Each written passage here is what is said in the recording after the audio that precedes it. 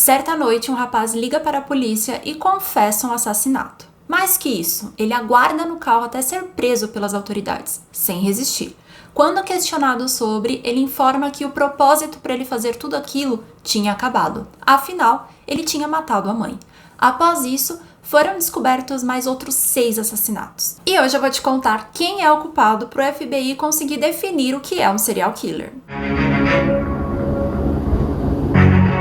Olá pessoas, eu sou a Bru, estamos de volta com mais um vídeo aqui no canal. E se você curte casos criminais, parou no canal certo. Então já se inscreva, ativa o sininho de notificação para não perder nenhum vídeo e também curte aqui para ajudar o vídeo a ser divulgado, tá? E se você não me acompanha nas outras redes, já corre, porque por lá temos vídeos curtos todos os dias. Bom, eu preciso deixar um alerta de que esse caso não é tranquilo, então terão cenas pesadas descritas. Se você for sensível a esse conteúdo, já aconselho a sair. Aviso dado e sem mais delongas, vamos dar início a mais um caso. Edmundo Emil Kemper III nasceu no dia 18 de dezembro de 1948, na Califórnia. Ele era o filho do meio e o único menino do casal, tendo uma irmã de 6 anos mais velha e uma 2 anos e meio mais nova. Ele não teve uma infância tranquila, seu pai rejeitava toda a família e era super ausente. Já a mãe, além de alcoólatra, também era extremamente controladora. O Ed era dono de um intelecto muito invejável e, inclusive, era chamado até de garoto prodígio. E ele podia ter tido um futuro muito promissor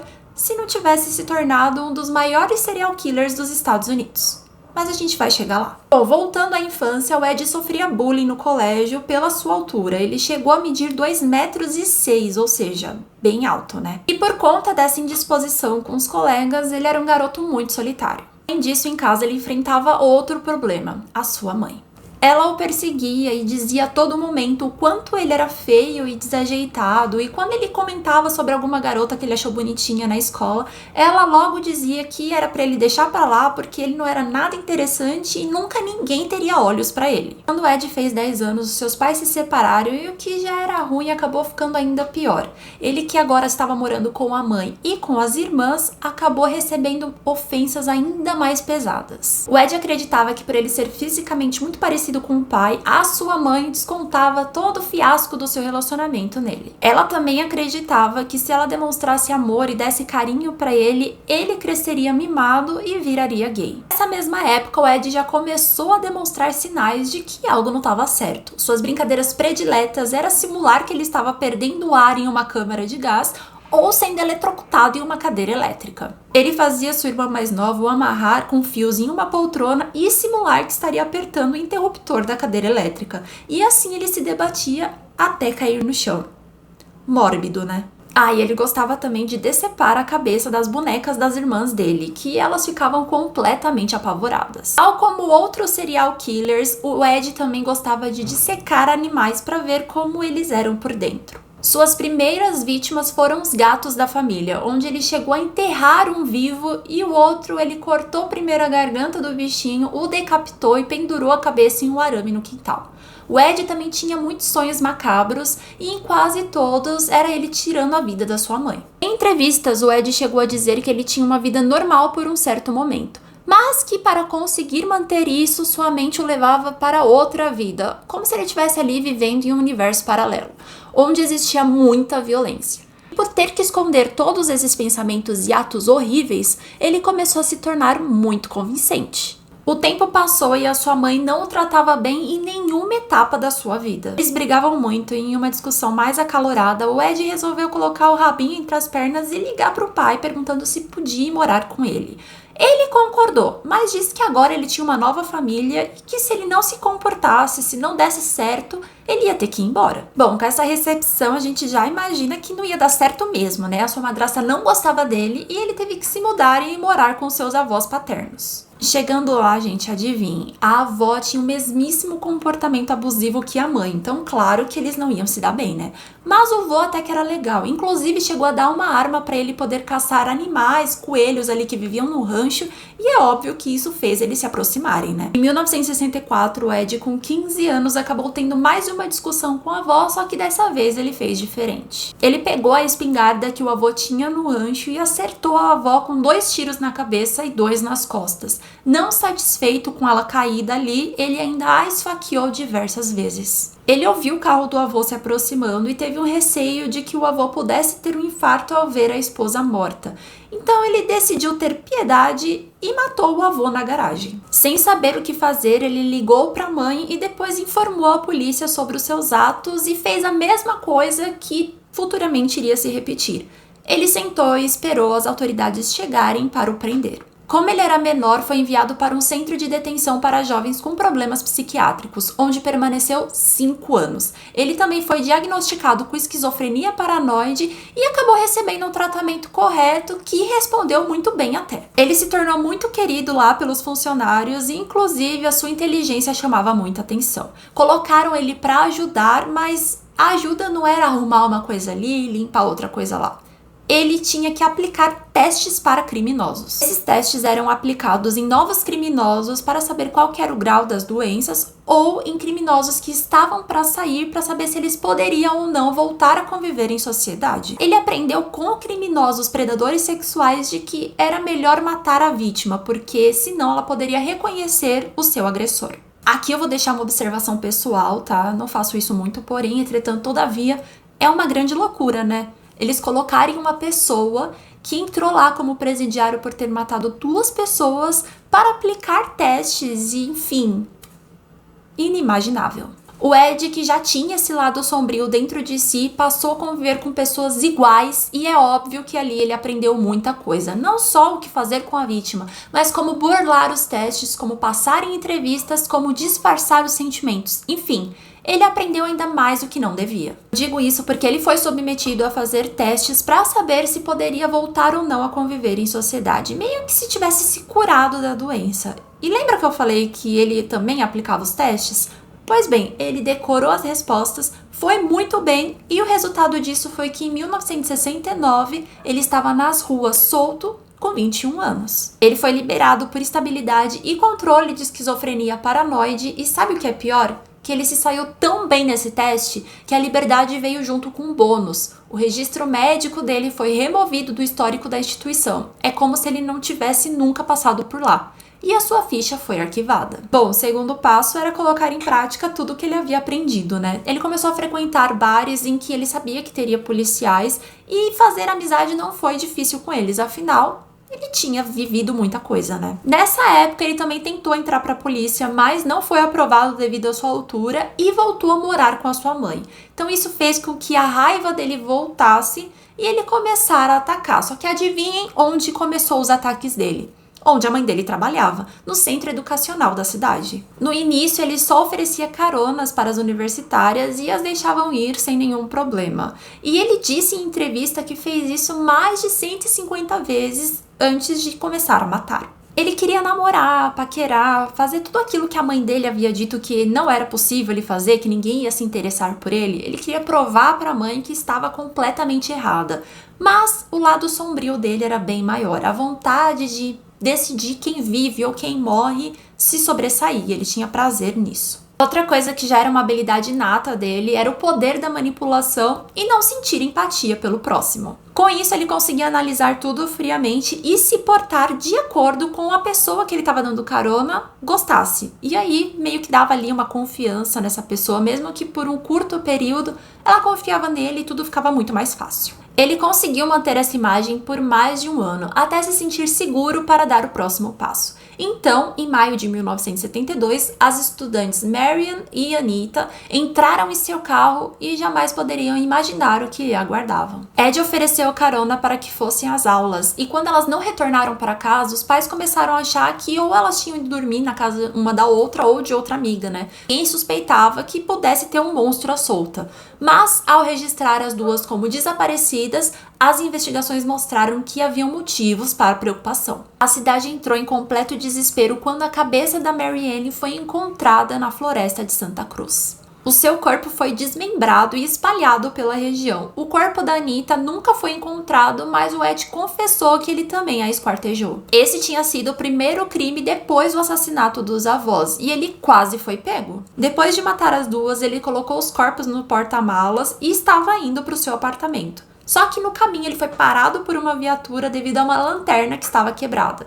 Só que ele conseguiu manter calma, fazer tudo com muita frieza, que o policial não desconfiou de nada, não pediu para que ele descesse do carro, não revistou o carro, não abriu nada e deixou ele seguir caminho. Ele seguiu apenas com uma advertência, né? E quando ele chegou no seu apartamento, antes de desmembrar os corpos, ele praticou necrofilia. 4 meses depois, de uma nova vítima, dessa vez Aiko, uma menina de 15 anos que também aceitou carona para o centro educacional. Nessa vítima, ele meio que se embananou um pouquinho, porque no meio da carona ele apontou a arma para ela, parou o carro em um lugar escuro, desceu do carro e trancou a Aiko lá dentro, só que com a arma também. Ou seja, ela poderia ter pego a arma e ameaçado ele, ou ela poderia pegar o carro e ter ido embora, mas acredito que pelo choque ela não fez nada, inclusive chegou a abrir a porta para ele de novo.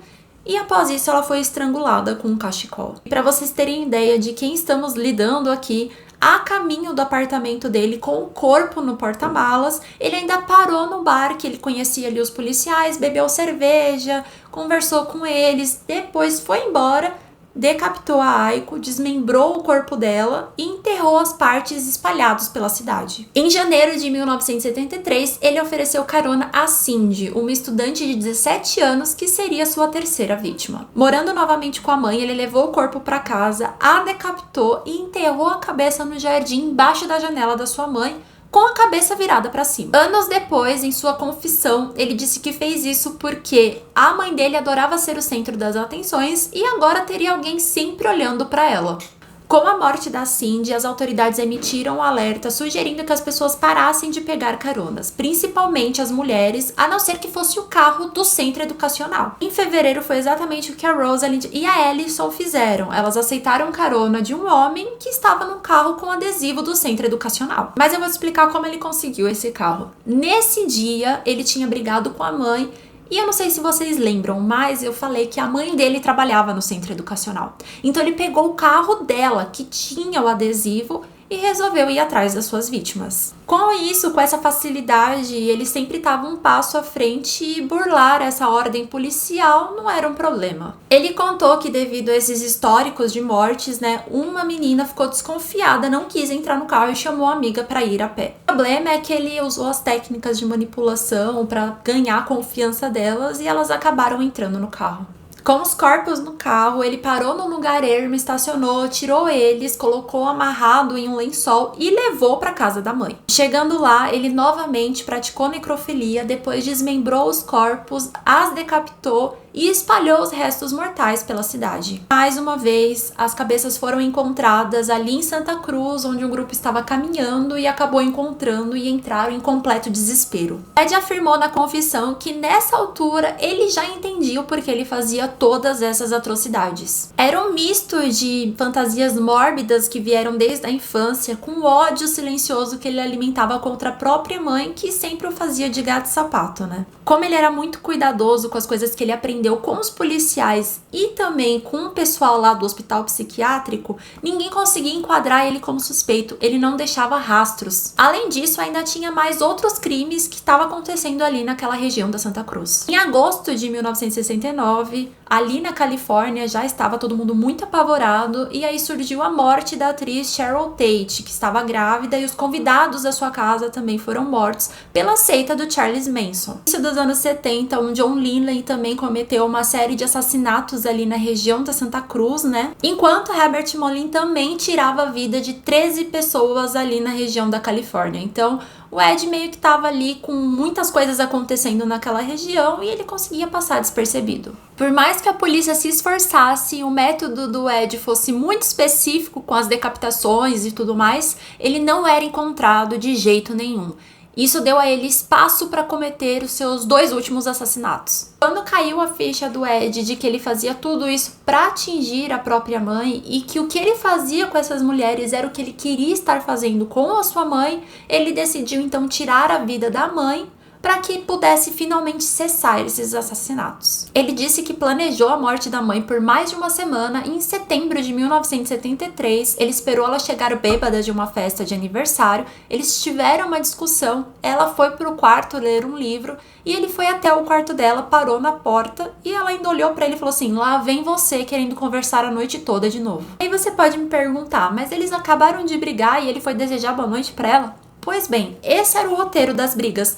Eles brigavam, depois ela ia pro quarto, ele ia até lá pra conversar e ele só ia dormir depois que eles meio que se entendessem. Mas nesse dia ele disse à mãe dele que não teria conversa. Ele voltou pro quarto dele e às 5 da manhã ele retornou pro quarto da mãe quando ela já estava dormindo, só que ele voltou com um martelo. Ele acertou vários golpes na sua mãe, colocando toda a raiva que ele acumulou por todos esses anos que ela decidia humilhar ele. Aí entra numa parte que é bastante mórbido, não que todo caso não seja, tá? Mas esse em específico me pegou.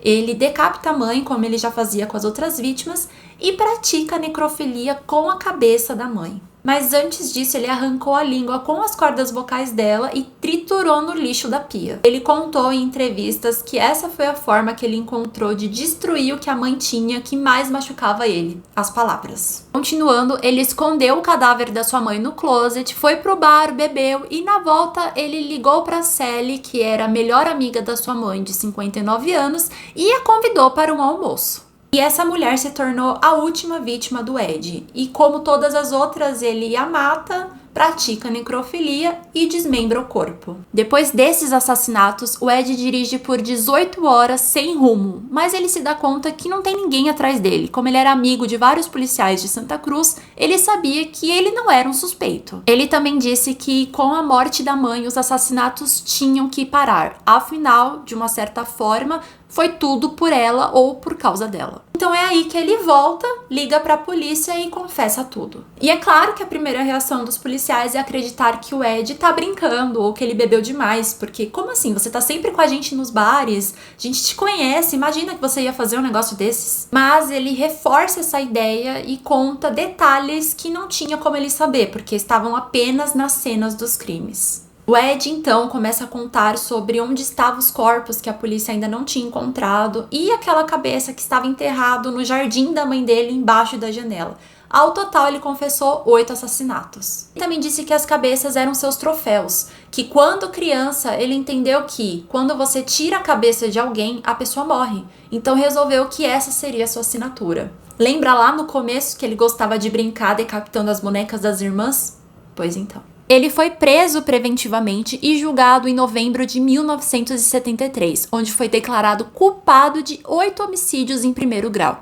Os advogados até tentaram aquela defesa de ir para o caminho da insanidade mental, afinal ele já tinha sido internado em um hospital psiquiátrico na adolescência e tal, mas o júri não comprou essa condição. E eu acredito que o maior motivo para isso foi o testemunho da irmã mais nova dele. Ela disse no julgamento que achava que ele estava envolvido com a morte da Cindy e que a sua mãe compartilhava desse sentimento. Ela também contou que acabou perguntando para ele sobre essa morte e o irmão negou, mas acabou trazendo à tona toda aquela história do gato da família que ele matou aos 13 anos. Ela disse também se recordar de uma vez, quando ainda era criança, que ela quase foi a primeira vítima dele. Contou um episódio que aconteceu na infância, que ele estava andando para lá e para cá com uma arma e de repente ela escutou um barulho muito alto e sentiu alguma coisa raspar do lado da orelha.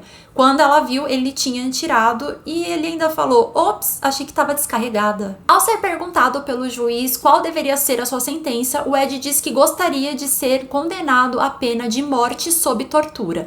Mas ele foi condenado à prisão perpétua sem direito à liberdade condicional pelos 8 assassinatos. O Ed Kemper ainda está vivo, atualmente tem 75 anos e continua preso. Desde sua confissão até os dias de hoje, ele presta uma espécie de auxílio ao FBI e outras agências de inteligência da polícia para ajudá-los a traçar perfis de assassinos em série. Aliás, muito do que a gente sabe sobre o que é um serial killer, quais são as atitudes, quais são os pensamentos, o modus operandi, o porquê que ele coleciona certas coisas, é creditado às dicas do Ed Kemper. Além desse auxílio ao FBI e outras agências de inteligência da polícia, ele também trabalha narrando audiolivros para cegos. Hoje em dia, ele diz que se arrepende de tudo que ele fez, exceto pela morte da sua mãe. Ele disse que gostaria de ter sido parado logo no início, quando sentiu que poderia matar, e que é essa sensação que o leva a ajudar a polícia a encontrar e parar outros criminosos antes que eles se tornem assassinos em série. Ainda diz que tem certeza que a única razão dele estar preso é porque ele confessou, porque senão a polícia jamais descobriria. Eu até acho que ele tem razão, afinal ele confessou 2 vezes, foi preso 2 vezes por conta da confissão dele, né? Ele também foi perguntado sobre se você não fosse um assassino, como você acha que estaria hoje em dia? E ele respondeu que provavelmente casado, com filhos e com netos. Ainda que ele culpe a mãe por tudo que aconteceu e realmente existia um relacionamento mega abusivo, não justifica ele ter cometido todas essas atrocidades, né? Esse foi o caso de hoje. Deixa aqui nos comentários o que vocês acharam e até a próxima quarta-feira. Tchau, tchau!